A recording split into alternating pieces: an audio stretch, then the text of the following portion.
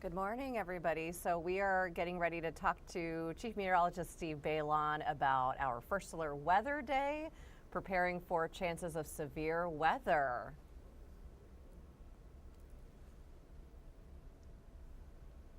Hear me okay?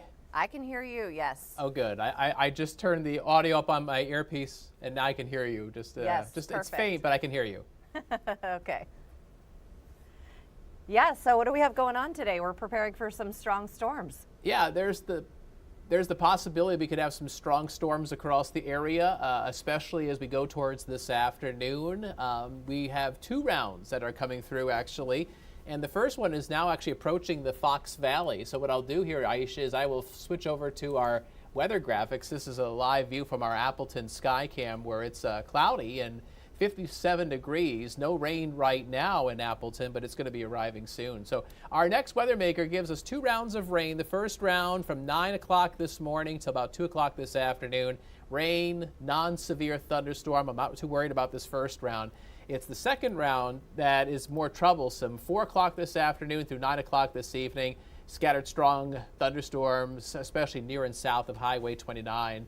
And that's really if the atmosphere becomes unstable again. The first round will kind of zap the energy out of the atmosphere, but if the clouds begin to break open and we get some afternoon sun, that'll make things a bit juicy and unstable again for that second round to explode later today.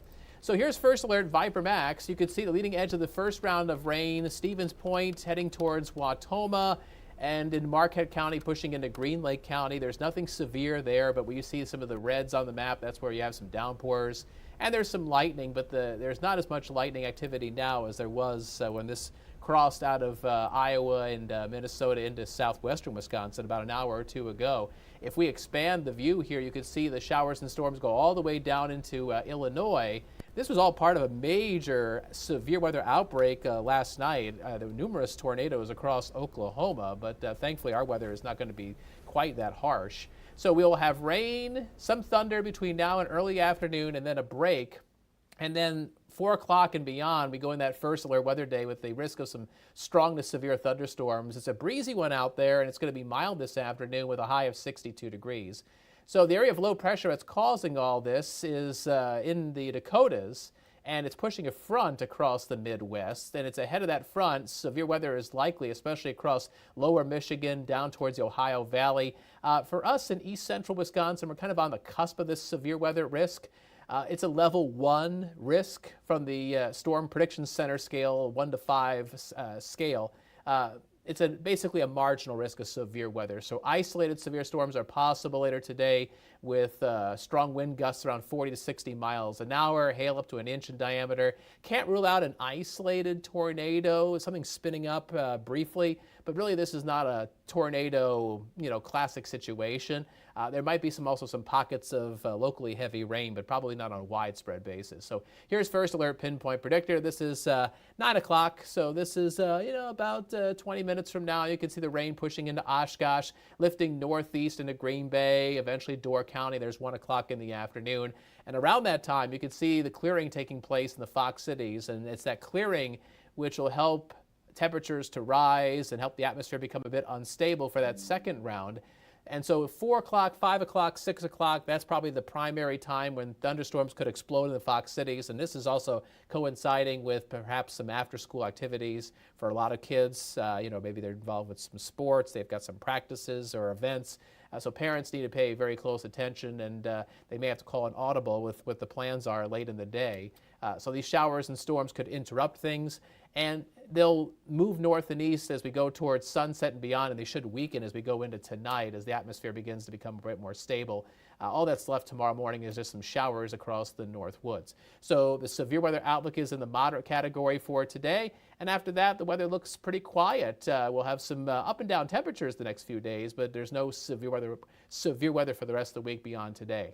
So right now temperatures are mostly in the 50s to about 60 degrees with a breezy southeast wind that's blowing into that front that's coming in. And once it leaves, you can see we're up to 70 tomorrow, then down to 59 on Thursday, and the up and down temperatures continue all the way into Mother's Day. But again, today is a first alert weather day, and really the biggest thing about letting people know it's a first alert weather day is to give people ample opportunity to get prepared and make sure that they are ready for the storm system. And Aisha, you've been doing such a great job on the safety desk this morning, letting people know, what they should be ready for, the things that they can do either at home or at work or in their car to make sure they've got the supplies they need and the tools they need to follow and track and stay safe from severe weather. Absolutely. I think it's so easy to, forget some of these little things, especially because it's been a year since severe weather season officially. So we're kind of getting back in that mode of remembering these things. I have something I want to pull up for everybody, Steve. Right here, what you guys are seeing on your screen is some things I was chatting about this morning with the American Red Cross, that thunderstorm safety. I think it's just really easy that they have it all here. And then I'll show you what we have on our website, which is all linked together. But some of this is talking about identifying a sturdy building. And Steve, you can chime in whenever you want, but Sure. getting in there into a sturdy building, really important. Making sure you're staying connected, which we'll come back to in just a minute. Learning those emergency skills, really, really important. First aid, CPR, utilities may be offline, so you want to be prepared to live without power, gas, water. I always talk about how important it is to check on older folks who need medical supplies, making sure those are charged. It could happen in your area, it might not, but it's best to be prepared. Also protecting your home, making a list of items outside of your home that you'll need to maybe tie down or put away so they don't blow away or cause some issue. Secure those objects for sure. So Steve, if you want, do you want to mention the app? Because that is so important. It has everything that they need to know. Yeah, Aisha, the app is really super helpful for a few reasons. Well, first of all, whenever the Weather Service sends out a watch or a warning, the app is able to grab the code, the text that the National Weather Service sends out, and basically gets that alert out to you no matter where you are. And it's going to use that geo-tracking, that geo-locating, and figure out, okay, where is your phone? Is it within the warning? And if it is, then boom, you're going to get that alert immediately. You also get to tap into our radar, First Alert Viper Max, and you can track the storms along with us. And we also send out multiple video updates all throughout the day, giving you our thoughts on what's going on with the storms.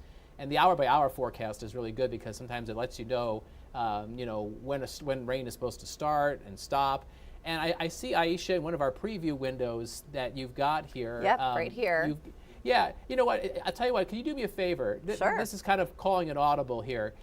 If you click on, you're in the weather section right there. Yes.